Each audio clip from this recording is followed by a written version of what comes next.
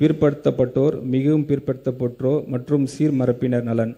தந்தை பெரியாரை கொள்கை தலைவராக ஏற்றவர் நமது மாண்புமிகு முதலமைச்சர் அவர்கள். சமூக நீதி என்று சொல்லி ஏமாற்றுவர் அல்ல நம் தலைவர். சமூக நீதியை உணர்வுபூர்வமான ஏற்றவர். அதனால்தான் அவரின் தலைமையிலான நமது அரசு தமிழ்நாட்டில் சமூக நீதியை காப்பதில் உறுதியுடன் உள்ளது. தமிழ்நாட்டின் 69% இடஒதுக்கீடை பாதுகாப்பதற்கான அனைத்து முயற்சிகளையும் இந்த அரசு மேற்கொண்டு வருகிறது.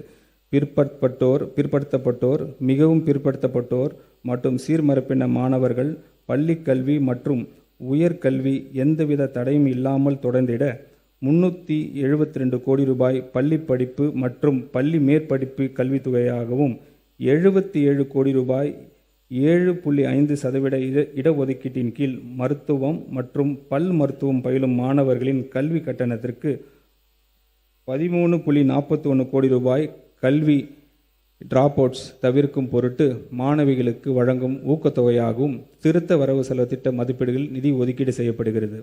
சிறுபான்மையினர் நலன். மதசார்பற்ற சமூக நீதி அரசாகவும் சிறுபான்மையினரின் உரிமைகளை பாதுகாப்பதில் ஒரு முன்னோடி மாநிலமாகவும் தமிழ்நாடு திகழும்.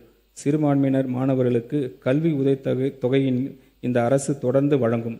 தமிழ்நாடு மாநில ஹஜ் கமிட்டி மூலம் முதல் முறையாக புனித ஹஜ் பயணம் மேற்கொள்ளும் பயணிகளுக்கு வழங்கப்படும் 25,000 ரூபாய் மானியம் நமது அரசால் 35,000 ரூபாயாக உயர்த்தப்படும். கிறிஸ்துவ மற்றும் முஸ்லிம் மகளிர் உதவி சங்கங்கள் 1.05 கோடி ரூபாய் ஒதுக்கீட்டில் கூடுதலாக துவக்கப்படும்.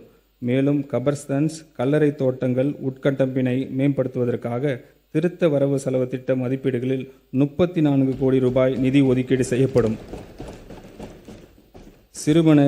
சிறுபான்மையினரை பாதுகாப்பதிலும் அவர்களின் நலன்களிலும் நமது மாண்புமிகு முதலமைச்சர் அவர்கள் தலைமையிலான அரசு ஒருபோதும் சமரசம் செய்து கொள்ளவே செய்யாது. இந்த திருத்த வரவு செலவு திட்ட மதிப்பீடுகளில் பிற்படுத்தப்பட்டோர், மிகவும் பிற்படுத்தப்பட்டோர் மற்றும் சிறுபான்மையினர் நலனுத்துறைக்கு 1,700 கோடி ரூபாய் ஒதுக்கீடு செய்யப்பட்டுள்ளது.